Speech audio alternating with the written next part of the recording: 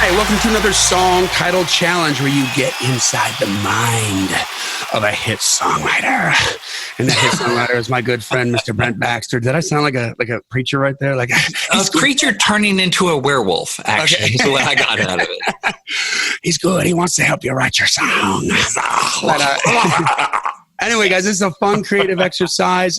For your song titles, please send them in to info@daredevilproduction.com. Production is singular. There is no S. Again, that's info@daredevilproduction.com. In the subject line, put song title challenge. Send as many titles as you want.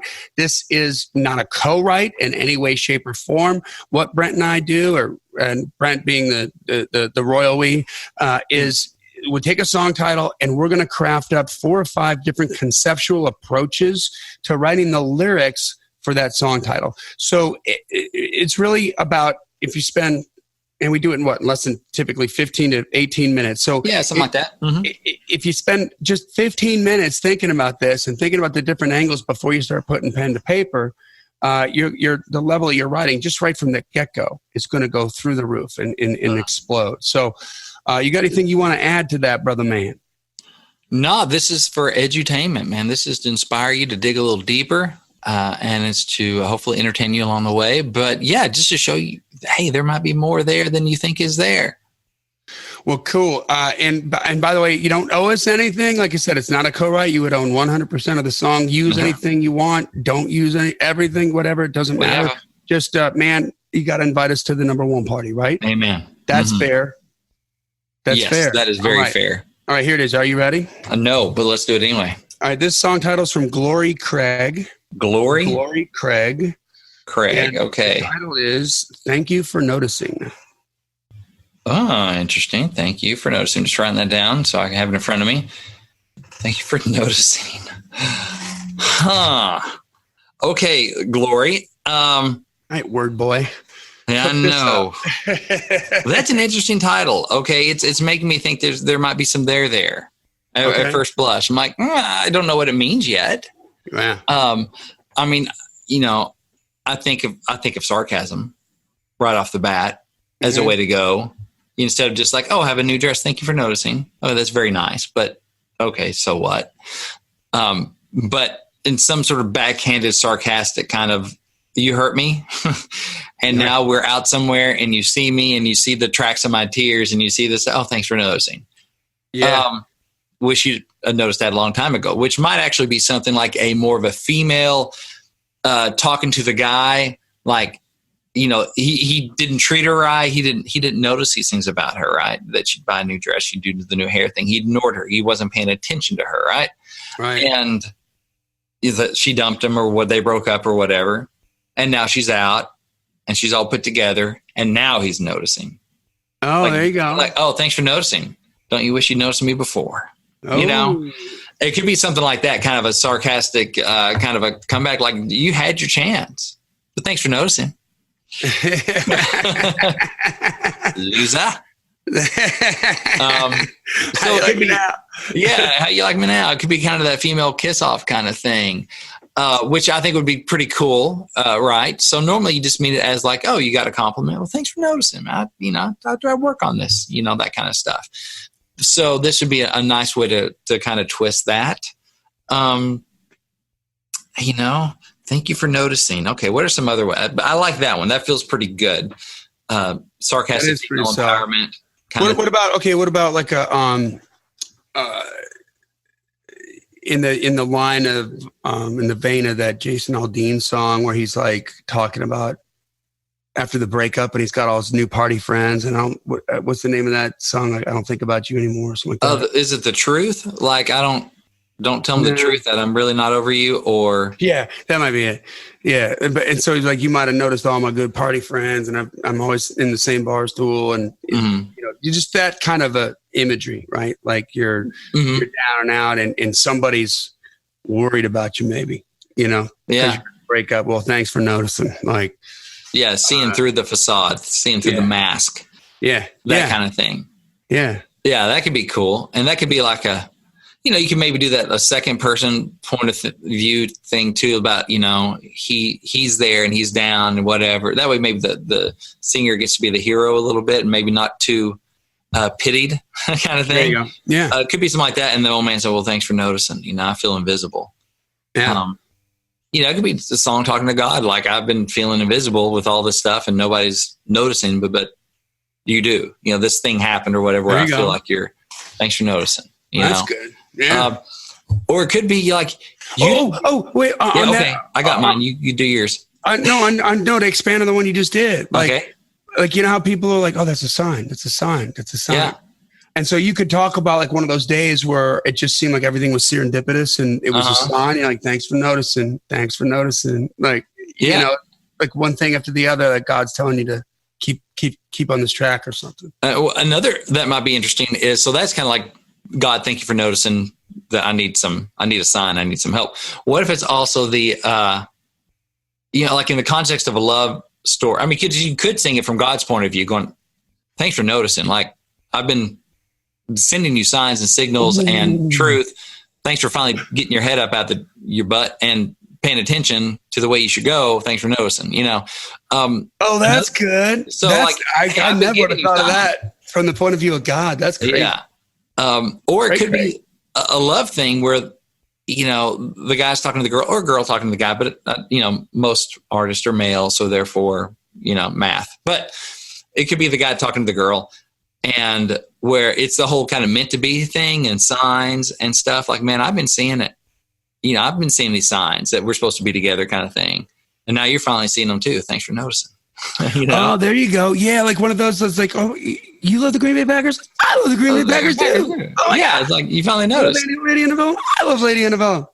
Yeah, exactly. It could be that kind of thing. Like, we're meant to be, and I've seen these signs for a while now, but you finally noticed that. Well, maybe it would be better for, because normally I can kind of see the female more saying that, like, hey, thanks for noticing. Like, oh, you do your hair different?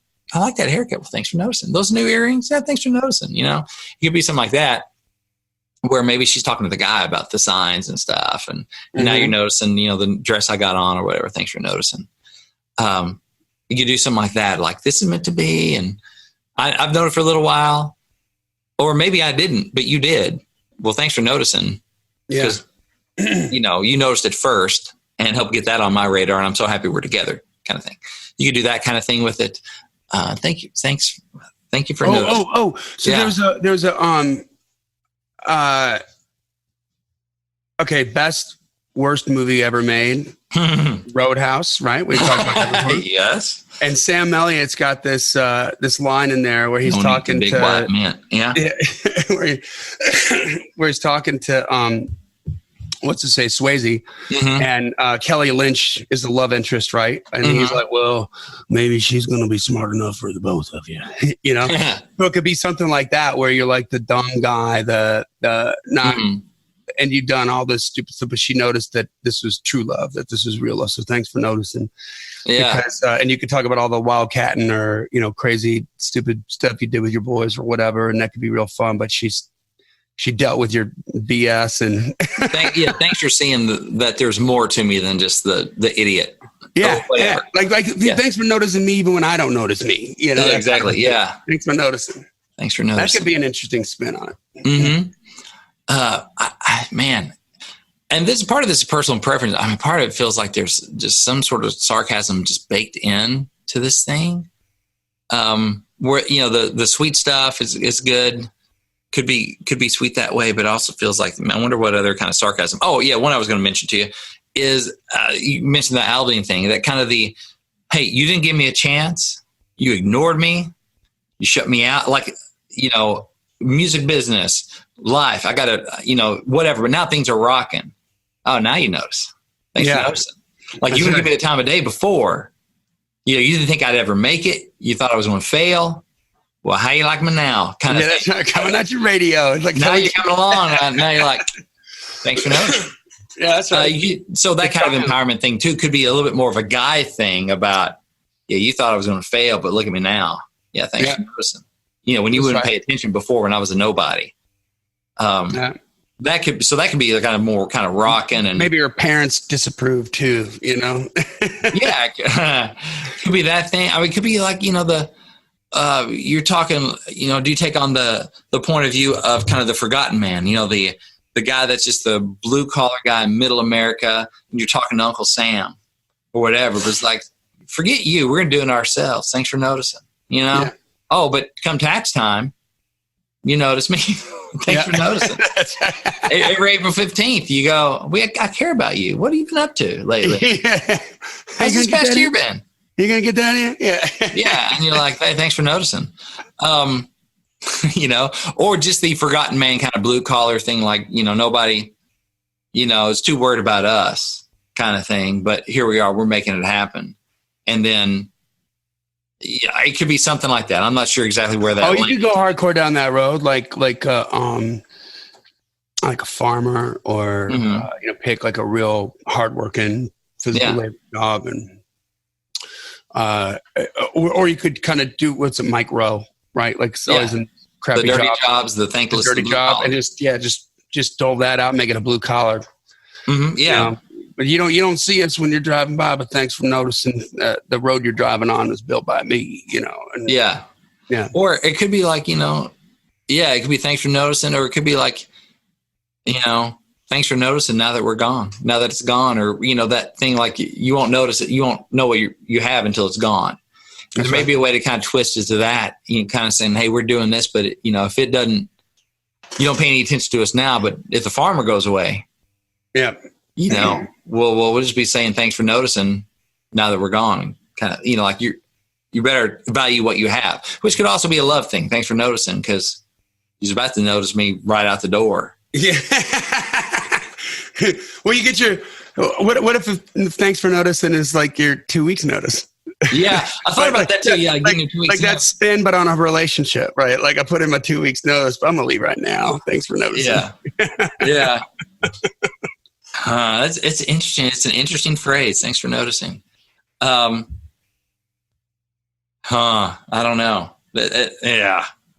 That's a bunch. That is a bunch. We just flew right through those. Yeah. And the big thing is, I didn't think we were good on that title. See, you just don't know, and neither do I. No, it's true. I work hard. Thanks for noticing.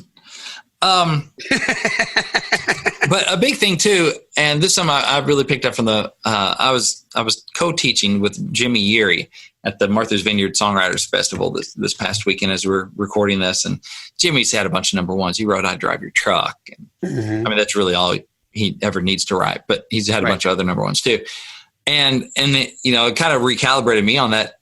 The big thing on that would be feel it. What does that make you feel?